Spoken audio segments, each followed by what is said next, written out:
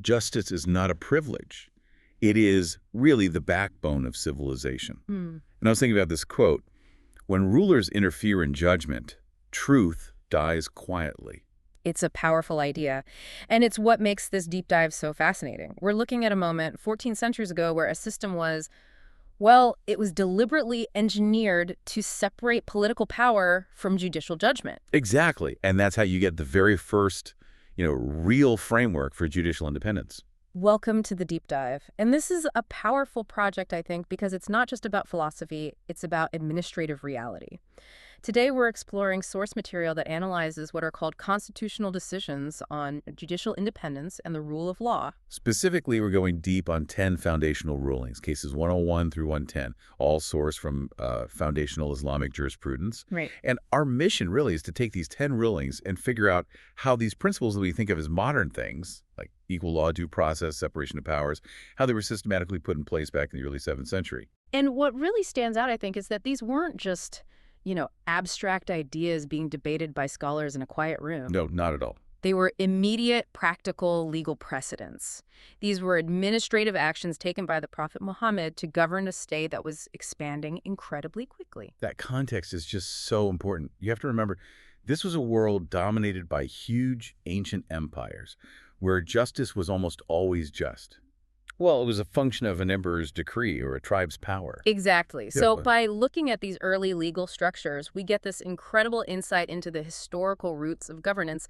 It's almost like a blueprint for judicial integrity that, frankly, is still the standard for any functional state today. So for you, the listener, you're getting a shortcut to understanding the essential parts that hold a stable society together. Okay, let's unpack this. We should start with part 1. Defining authority, justice above status and power. These first 3 cases, they really set the stage for the whole system. They answer the questions, who is the law for, and who actually has to submit to it? Let's get into it. We'll start with case 101, justice above all authority. You can also call it the test of equality. The idea here is, look, if a state is going to survive, this has to be non-negotiable. Absolutely. The law has to apply equally to everyone. The most powerful person, the weakest person, it makes no difference. And this is a truly revolutionary idea for that time. You have to put yourself in that sociological context. Right. Society was all about tribal honor, blood ties. That was the currency. So if someone from a powerful, noble tribe committed a crime, the normal way to handle it was, well, maybe some internal payment. Or at the very least, you'd expect the judge to be lenient to protect the tribe's honor. To protect their political standing. Exactly. Case 101 just shatters that entire structure. It replaces tribal loyalty with universal legal sovereignty. The source material really hones in on this one famous, very dramatic ruling. It involved a noble woman from the tribe of Quraysh, the most powerful tribe, who had committed theft. And as soon as it came time for the penalty, the intercession started. Yeah. Powerful people started suggesting leniency, basically asking the judicial system to bend for political reasons. And this wasn't just some petty crime, was it? This was a major political test. The Quraysh were the power brokers. They were the establishment. So to apply the law equally to one of them, I mean, you're risking huge political backlash, maybe even destabilizing the entire state, which was still very new. The judiciary had to plant its flag right then and there. And the response from the prophet, which really becomes the foundation of this whole idea of judicial equality. It's one of the most powerful and uncompromising statements in legal history. He just flat out rejected any idea of leniency. He stood firm and declared, and this is a direct quote, "Even if Fatima, the daughter of Muhammad, committed theft, I would cut her hand." Let's just pause on that for a second. The weight of that statement.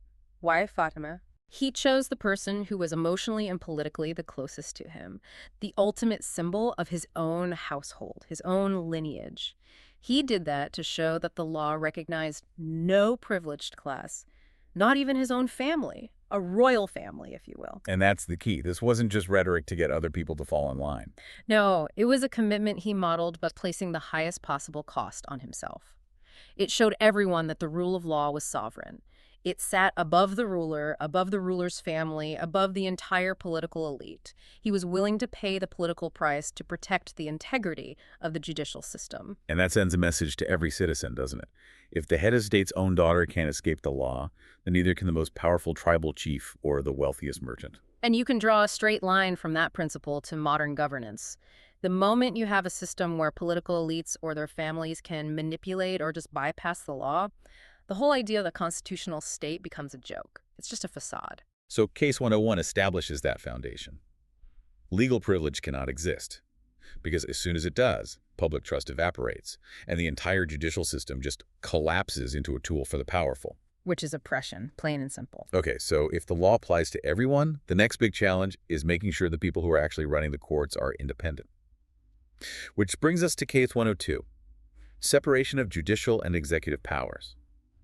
It's one thing to declare equality, but it's another thing to build a structure that actually prevents the political arm of the state, the executive, from controlling the courts. Right. Now we're moving from a core principle to structural constitutionalism. How do you actually build it? And the main idea here is that judicial authority has to be delegated completely independently from political control. So how is that done? The sources show it was done through deliberate administrative appointments.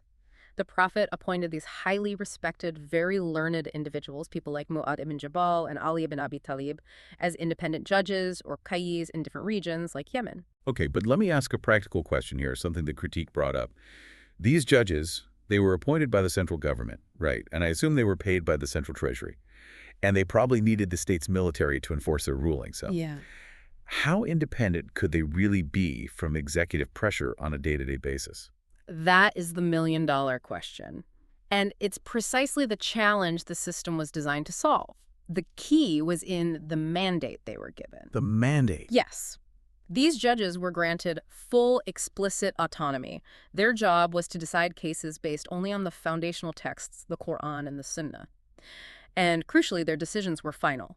They didn't need to send their rulings back to Medina for a stamp of approval from the executive. Ah, okay. So their authority wasn't based on staying in the good graces of the political leadership. It was based on their competence in interpreting the foundational law itself. Exactly. And that administrative strategy creates what we now call a functional separation of powers. By delegating judicial power to people in faraway regions and making their decisions binding without central oversight, the system effectively stopped the executive from using the courts to, reward their allies or punish their rivals. Use a check on central power, built through decentralization. The law was sovereign, not the person in charge. Which was so different from what was happening in the big empires nearby. In Persia or Byzantium, judges were often just bureaucrats. They were functionaries of the emperor. The independence established here was truly innovative for the 7th century. It seems like the judicial branch was given its own sphere of operation from the very beginning, ensuring a balance of powers. Precisely. And that early decision is the direct functional ancestor of the modern doctrine of an independent judiciary. So, we've given judges this incredible independence. Now we hit the next logical problem, the need for checks and balances that are focused inward. This is Case 103, accountability for judges. Because if you give judges that much autonomy, you have to guarantee they're operating ethically and competently. Otherwise, independence just becomes unchecked tyranny. Yes, and this case gets into the deep ethical requirements of the job. The central idea here is that judges are held accountable not just for the outcome of a verdict, I mean, humans make mistakes, but for bias, for dishonesty, or, and this is critical, for judging without having the necessary knowledge. Judicial responsibility is elevated to a sacred trust. It is. The source material has this incredibly sobering warning that was given when a judge's impartiality was questioned or when someone just took on the role without being properly prepared. It sets a terrifyingly high ethical bar. The warning was, "He who judges without knowledge shall have his seat in the fire." Wow. That immediately shifts accountability beyond just, getting fired or reprimanded. It takes it to another level entirely. And judging without knowledge, the concept is y'all here, it doesn't just mean you made a procedural mistake. It implies you lack the moral and intellectual integrity to even try to find the truth impartially. It's a direct warning against intellectual arrogance or letting your personal biases pretend to be legal reasoning. I see the distinction. Yeah. So it's not about punishing a judge for making an honest mistake in a complex case. It's about punishing them for either willfully ignoring the law or, maybe worse, for being swayed by money or status or political pressure. Exactly. This standard demands what you could call internal rectitude. A judge can't just go through the motions. They have to judge with a sincere conscience and put in the maximum effort to find the truth. This focus on internal accountability is really the historical foundation for our modern codes of judicial conduct and the ethical oversight systems that we rely on to maintain public faith in the courts. You need independence, absolutely, but that independence has to be bound by incorruptibility. Otherwise, it's meaningless. If the judicial system is seen as just another political stepping stone or a way to get rich, Case 103 provides the moral compass. It defines that kind of behavior as a profound spiritual betrayal. It ensures that being a judge is understood as the solemn commitment, not just a job. It acts as a preventative measure. It places the judge's service under this ultimate moral scrutiny, making them answerable to an authority much, much greater than the ruler who appointed them. Right. So we've established who the law applies to everyone as Case 101. How? We've established who runs the court's independent judges, Case 102, and we've set the moral standard for those judges, total integrity, Case 103. Which brings us perfectly to Part 2, the mechanics of fairness, due process, and proof. Now we get to move from the big ideas to the messy reality of the courtroom. This is where the rubber meets the road. And Case 104 is maybe the most fundamental procedural safeguard against tyranny there is, the right to a fair hearing or due process. In a world where justice could often be handed down by one powerful person on a whim, this really institutionalized fairness. The principle of alterum partem, here the other side. It's so simple, but it's absolutely essential to natural justice. The idea is that both sides in a dispute have to be given an equal, full opportunity to present their evidence, their witnesses, their arguments. And the Prophet's instruction to judges on this, which is cited in our sources, it's crystal clear. It is. It says, when two litigants appear before you, do not decide until you hear the other side. I see this as a mechanism that's designed to fight against prejudgment and bias, especially in a society with huge status differences. If a powerful noble is suing a poor farmer, a judge might be culturally programmed to automatically favor the noble. This instruction forces the judge to stop, to wait, to listen, and to consciously absorb the farmer's side of the story before making any kind of ruling. It doesn't allow for any shortcuts based on reputation or status. Right. A ruling made without a full, balanced hearing is, by definition, an injustice. Historically, in many cultures, justice was often just an administrative convenience. It wasn't a thorough investigation. This rule makes investigation and full disclosure mandatory before any decision. Let's talk about the practical challenges here. Imagine the logistics of making sure that the second person, who might be traveling or might not even know they've been accused, actually gets notified and has time to prepare a case. That's where the administrative role of the qadi comes in. The judge was responsible not just for presiding over the case, but for making sure the legal system actually located, notified, and, if necessary, compelled the other party to appear. And they had to grant them enough time and space to gather their own witnesses. So this procedural fairness had to be actively managed by the court itself. It did. The judge had to be both a legal administrator and a neutral arbiter. And this simple instruction, hear both sides, it forms the absolute bedrock of modern due process principles all over the world. Okay, so a fair hearing is essential, but it's useless if the final decision is just based on a whim. Which takes us to Case 105, evidence and the burden of proof. The idea that decisions must be based on objective, verifiable evidence, not on conjecture or feelings or political pressure. This is where the legal system gets really refined, really mechanical. Defining how a claim is proven is critical for social stability. And the rule laid out in this case provides an incredibly clear and efficient framework. The rule states, the burden of proof is upon the claimant, and the oath is upon the one who denies. Let's break that down because it's so sophisticated. The claimant, the person making the accusation, the one trying to change the status quo, they have to provide objective evidence, al-bayina. Right, and if they can't provide sufficient evidence, the claim just collapses. It's over. At that point, the defendant, the one denying the claim, only needs to take a sacred oath. And that oath? That was much more than just a legal formality, especially in the 7th century. Oh, absolutely. In a society that was so deeply rooted in faith, where the social consequences for lying under oath were severe, not to mention the ultimate moral consequences we talked about in Case 110, the oath, al-yamin, was an incredibly powerful, low-tech lie detector. So it forced the defendant, under the weight of that ultimate accountability, to either admit the claim is true or deny it completely. Exactly. So if the claimant doesn't have hard evidence, like a written contract, which was rare back then, the burden shifts to the defendant's conscience, which is backed by the profound spiritual weight of that oath. And it's a really efficient structure for handling cases where there isn't much physical evidence. It relies on the social and spiritual fabric of accountability instead. It does. And it achieves two critical things. First, it streamlines the whole process. It forces claims to be objectively proven, which stops the courts from getting bogged down with baseless accusations. And second, it grounds the outcome in either objective fact or an ultimate moral commitment. It prevents courts from being swayed by emotional or political arguments. And that dual rule is still the basic structure of civil and criminal procedure around the world today. It is. It's a beautifully efficient system for making sure that the state only uses its coercive power when a claim has been rigorously and objectively proven. You can't just cry foul and expect the state to step in without proof. Which is so important for protecting individual liberty. You have to protect people from having to prove a negative, proving you didn't do something. The system correctly puts the burden on the accuser to prove their positive assertion. That's the core of it. Okay, so finally in this section, we get to case 106. Protection from wrongful conviction, or the presumption of innocence. What does a judge do when the evidence is murky, when there's still some doubt? The ethical principle here deals with the tremendous, irreversible harm of punishing an innocent person. The core concept is that any doubt, shubha, must always benefit the accused. Mercy acts as the final judicial governor. And the instruction given was? The instruction was, avoid punishments in cases of doubt, for it is better for a ruler to err in forgiveness than in punishment. That quote carries so much philosophical weight.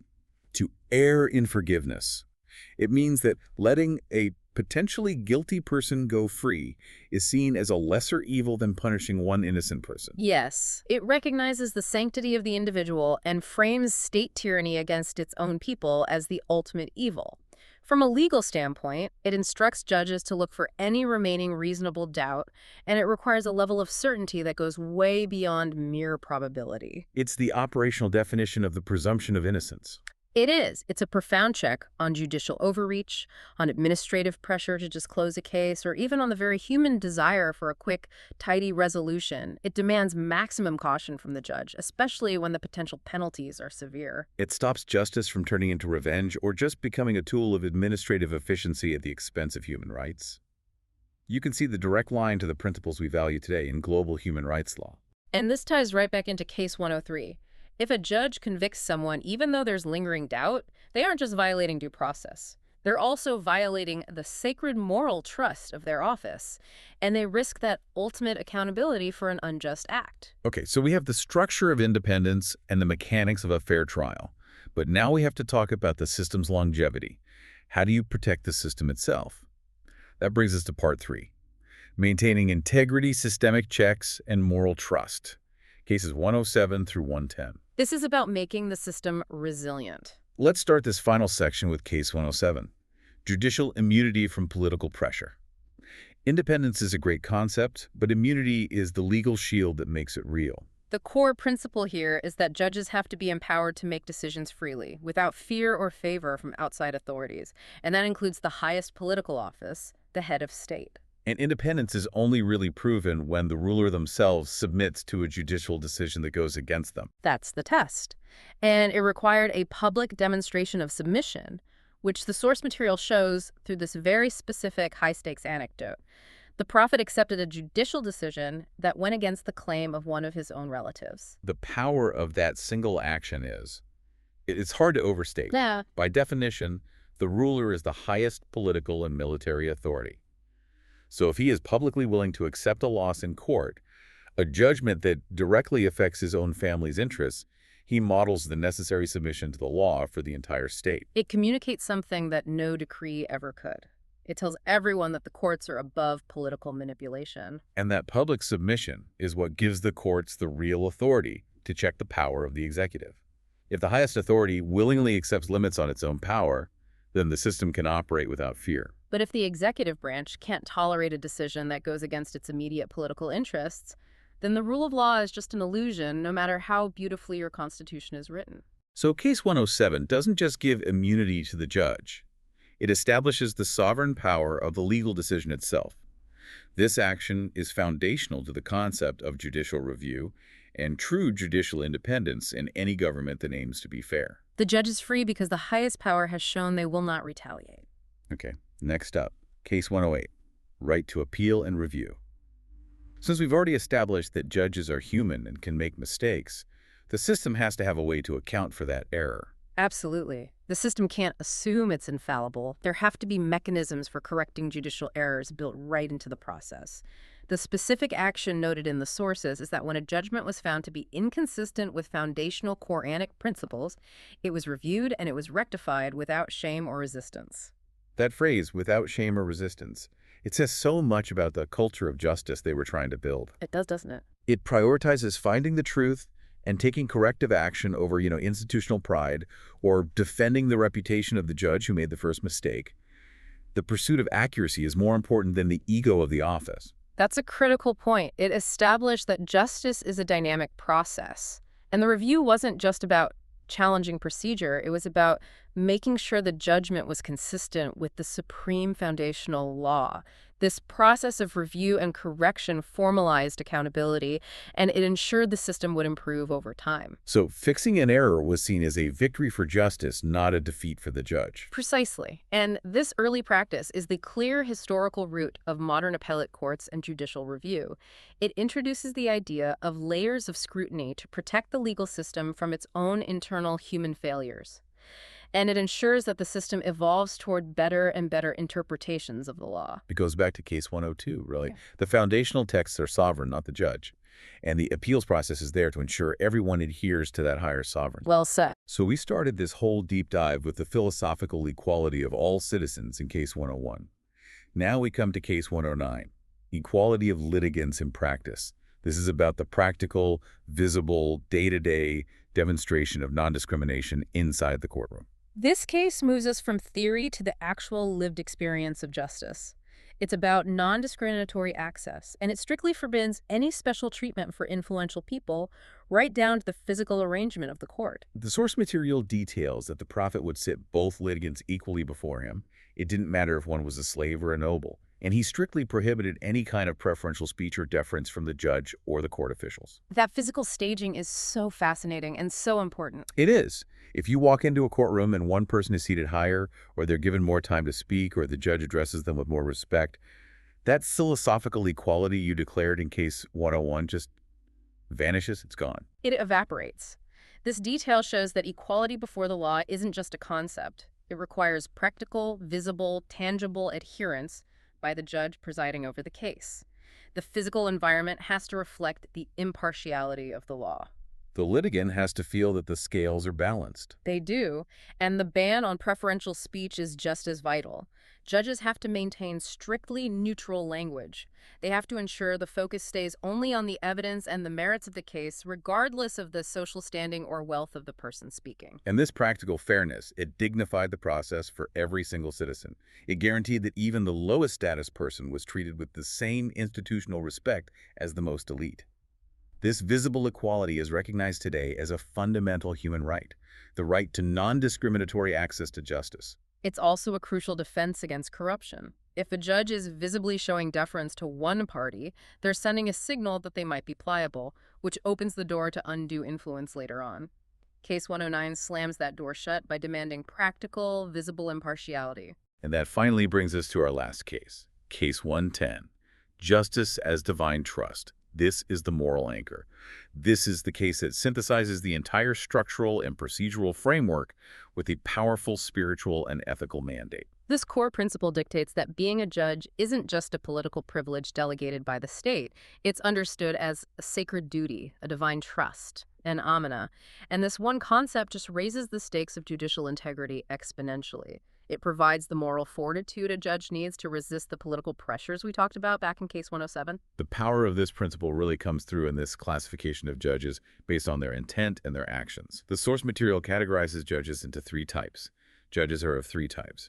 One who judges with truth is in paradise, and two who judge unjustly are in hellfire. If you connect that to the big picture, This moral concept means the judge's accountability is ultimate. It's inescapable. It forces a personal adherence to truth and impartiality, regardless of whether the state is watching or the political environment is hostile. It basically mandates a level of honesty that goes far beyond what any legal code or oversight committee could ever enforce. And that's what gives true independence its power, isn't it? Yeah. You can give a judge all the immunity and separation of powers in the world, but if they don't have that moral anchor, if their highest loyalty is to a political party or to their own wealth, the system is still vulnerable. Absolutely. Defining their service as a divine trust demands an ethical commitment that transcends mere state service. This moral reckoning must have just profoundly changed the mindset of anyone who was considering becoming a Qadi. The burden of justice shifted from being a temporal job description to being an eternal matter. It ensured that when they had to stand up to powerful interests, their fear of political reprisal was less than their fear of the ultimate moral consequence. Which makes it the ultimate internal check. It ensures that fearless independence isn't just legally possible, it's morally necessary for the judge's own conscience. The whole system relies on the judge's internal integrity being non-negotiable. And that is the most resilient foundation a judicial system can possibly have. Marble courtrooms can crumble, but moral certainty is a lot harder to shake. That was an incredibly detailed exploration. It's so clear that these weren't just 10 random events. This was a systemic construction of a rule of law framework that addressed administrative, procedural, ethical, and structural challenges all at once. So if we just recap the journey from cases 101 to 110, this constitutional framework of justice designed in the 7th century, it just emerges with this striking clarity. You had Case 101, which established that the law applies equally to everyone, regardless of status. Then Case 102 created a judiciary that was structurally independent of political power. Case 103 mandated that judges are strictly accountable for their honesty and their knowledge. Case 104 ensured every person gets a full, fair hearing due process. Case 105 confirmed that evidence, not emotion, is what defines truth, the burden of proof. Case 106 reinforced that doubt must always favor mercy, the presumption of innocence. Case 107 demanded that courts be immune from political pressure from the very top down. Case 108 required a system of appeal and review to ensure constant correction. Case 109 enforced practical, visible fairness and equality for litigants inside the courtroom itself. And finally, Case 110 anchored the entire system in this idea of moral trust and sacred duty. The big picture here is just undeniable. These principles, an independent judiciary, equality before the law, rigorous due process, they were systematically established as the structural and moral foundation for governance, centuries before modern constitutional theory ever formally codified them. It's a powerful testament to the early contribution of Islamic governance to these universal concepts of justice. It was a holistic blueprint for fairness, integrating structure, procedure, and profound moral accountability. I love the closing analogy from our source material. I think it summarizes this whole thing so well. The courtroom was not built of marble. It was built of mercy, truth, and fearless independence. That focus on incorruptible intent over, physical grandeur, that's the definition of a resilient legal system. It is. And that leads us directly to the final thought we want to leave you with. Since these foundational standards were originally framed as a divine trust in Case 110, anchoring ethical governance in this ultimate moral and religious accountability, we have to think about the challenge we face today. Right. In many modern systems, that accountability has shifted almost entirely from a moral or religious foundation to a purely secular one, a state-based one. Meaning the consequences for a corrupt judge are impeachment, losing their salary, or maybe just being dismissed by a political body. So the question is, when the highest consequence for a judge moves from eternal reckoning to merely losing their pension, does that fundamental change affect their internal willingness to stand against immensely powerful state interests, knowing that they rely on that same state for their livelihood? We want to encourage you to reflect on that. Does ethical governance require a moral bedrock that goes beyond just the letter of state law? And can true judicial integrity persist without that transcendent moral anchor? Food for thought, indeed. Thank you for joining us on this deep dive into the prophetic foundations of judicial independence.